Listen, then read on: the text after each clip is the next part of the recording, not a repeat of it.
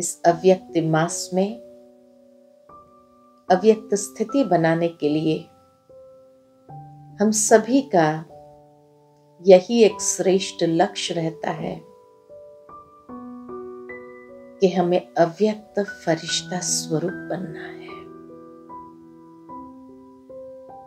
और अव्यक्त फरिश्ता स्वरूप का अनुभव करने के लिए स्वयं को फरिश्ते की तरह हल्का महसूस करना है। जिस तरह कहा जाता है कि फरिश्ते के पैर धरनी पर, मिट्टी पर नहीं होते हैं। भावार्थ, हमें भी अपने इस देह अभिमान की मिट्टी से स्वयं को न्यारा करना होगा।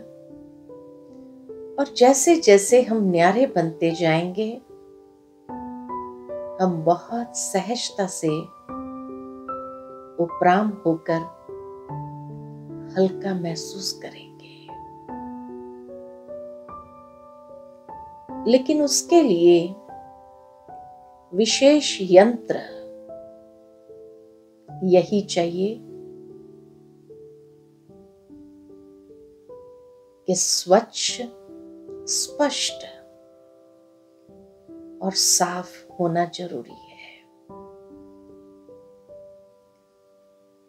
भावार्थ, मन स्वच्छ हो, बुद्धि स्पष्ट हो और दिल साफ हो। कहा भी जाता है, जिसके अंदर सच्चाई, सफाई है, वो सहजता से उस परमात्मा के दिल को जीत सकते हैं। तो जितना हमारे मन के विचारों में स्वच्छता, जितनी बुद्धि हमारी स्थिर, स्पष्ट होती है और दिल अर्थात हमारी भावनाएं साफ, शुद्ध होती है, उतना फरिश्ता सहजता से अनुभव कर सकते हैं। क्योंकि तभी वो हल्कापन अनुभव करेंगे और इस हल्केपन से ही उड़ती कला का आनंद ले सकते हैं। इस अव्यक्त मास में बाबा ने यही प्रेरणा दी कि अब योगी या रमता योगी नहीं, लेकिन उड़ता योगी बनो। और उड़ता योगी बनने के लिए वो हल्कापन बहुत आवश्यक है। अगर भारीपन है तो सहजता से अव्यक्त वतन में, अव्यक्त स्थिति के आधार पर अव्यक्त मिलन का अनुभव नहीं कर सकते हैं। ये हल्कापन किन बातों में ले आना है? सबसे पहला, मन हल्का होना चाहिए। मन का हल्कापन अर्थात मन को अनेक प्रकार के बोझों से मुक्त करना है। व्यर्थ के बोझ से स्वयं को मुक्त करना है। व्यक्त बातों के बोझों से स्वयं को मुक्त करना है। ऐसे अनेक प्रकार के नकारात्मक विचारों से स्वयं को मुक्त करना है। क्योंकि तभी हमारा मन हल्कापन का अनुभव करेगा। साथ ही साथ वाणी में भी हल्कापन, अर्थात हमारी वाणी द्वारा कोई भी ऐसा शब्द न निकले जो किसी को लग जाए, लेकिन वाणी में सदा दूसरों के जीवन में उमंग उत्साह बढ़ाए ऐसे बोल निकले, खुशी प्रदान करने वाले बोल हमारे मुख से निकले, तब सहजता से वाणी में हल्कापन आएगा। तीसरा, हमारे कर्म में हल्कापन बहुत आवश्यक है, अर्थात कर्म योगी बन करके हर कर्म करना है। जितना कर्म योगी बनकर कर्म करेंगे तो कर्म बंधन में हम स्वयं को बांधेंगे नहीं, लेकिन कर्मेंद्रिय के ऊपर अधिकारी बनकर के कर्मेंद्रिय का प्रयोग करेंगे, तब कर्मेंद्रिय में हल्कापन आ जाएगा, अर्थात हमारा कर्म और व्यवहार ऐसे हल्केपन की अनुभूति कराएगा, क्योंकि बंधन नीचे ले आता है। संबंध में आकर के जब कर्म करते हैं, कर्म योगी बन करके कर्म करते हैं, इंद्रियों को यूज करना है, परंतु अधीनता न हो।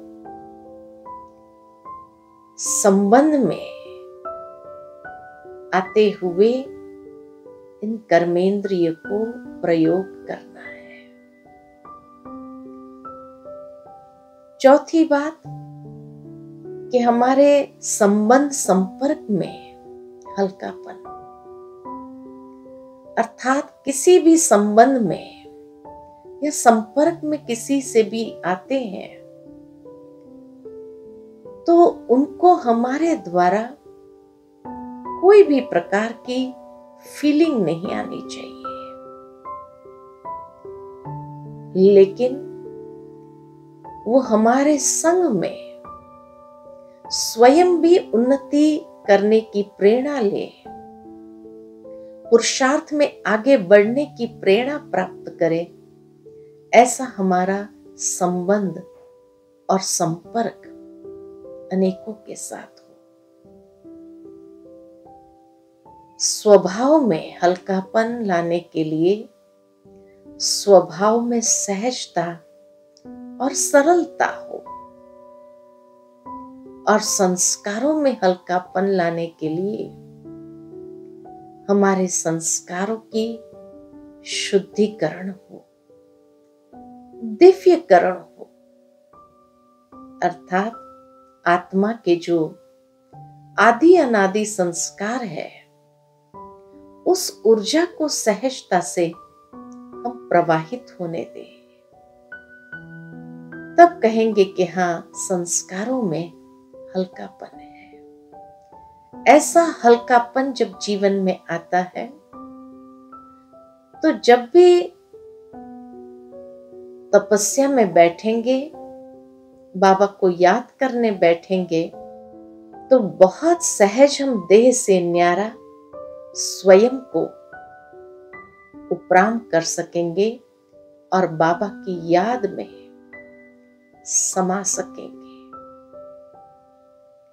अव्यक्त फरिश्ता स्वरूप यह संगम युग की फाइनल डिग्री है,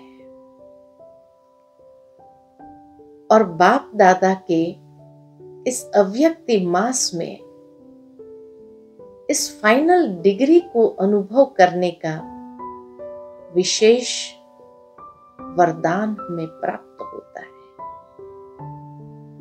अमृत वेले बाबा से जब ये वरदान को प्राप्त कर लेते हैं तो सारा दिन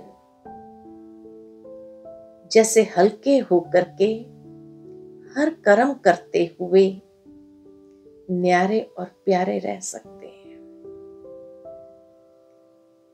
और फरिश्ता स्थिति का अनुभव करते हुए इस ब्राह्मण जीवन को सार्थक कर सकते हैं। तो चलिए क्यों नहीं थोड़ी देर के लिए हम ये अव्यक्त फरिश्तेपन का अनुभव करें और अव्यक्त वतन में अव्यक्त बाप दादा के साथ अव्यक्त मिलन मनाएं। तो व्यक्त और व्यर्थ बातों से स्वयं को सहज ही न्यारा अव्यक्त महसूस करें। देह और देह की कर्मेंद्रिय से न्यारी मैं श्रेष्ठ आत्मा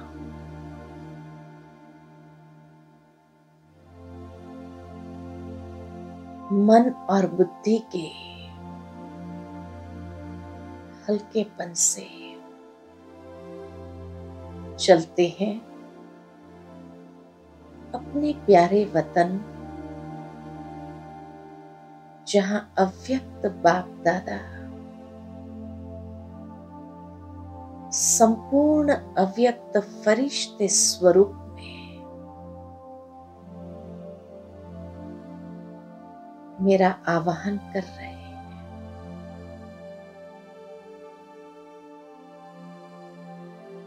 मैं आत्मा अपने मन बुद्धि के अंतर्वाहन द्वारा सहजता से इस धरनी से उपराम होती जा रही और अपने प्यारे अव्यक्त वतन में, जहां मेरा भी संपूर्ण अव्यक्त फरिश्ता स्वरूप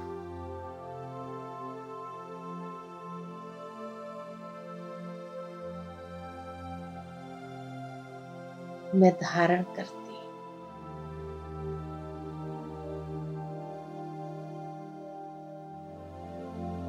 मैं आत्मा कितना हल्कापन इस अव्यक्त फरिश्ते स्वरूप में स्वयं को महसूस करती।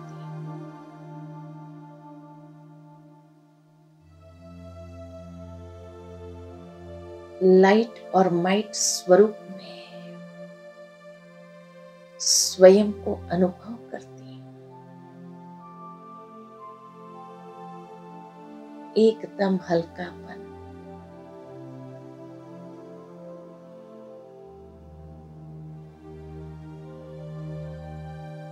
धीरे धीरे मैं स्वयं को अव्यक्त बाप दादा के सन्मुख स्वयं को देखती हूँ। अपने संपूर्ण अव्यक्त फरिश्ते स्वरूप में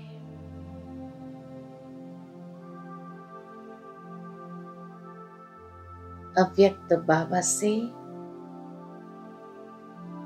नैन मुलाकात करती। बाबा के नैनों से असीम स्नेह और निर्मल प्रेम की किरणें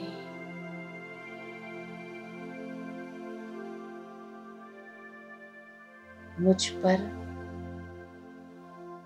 बरस रही है। कितनी न भाग्यशाली आत्मा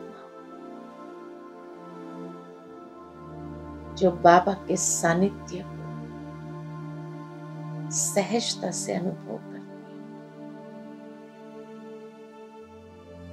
और सर्व शक्तियों की किरणें बाबा मुझ में भर रहे हैं।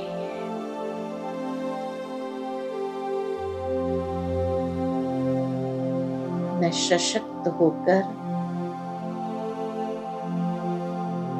वापस इस देह की दुनिया में, प्रकृति की मध्य में स्वयं को देख रही हूं।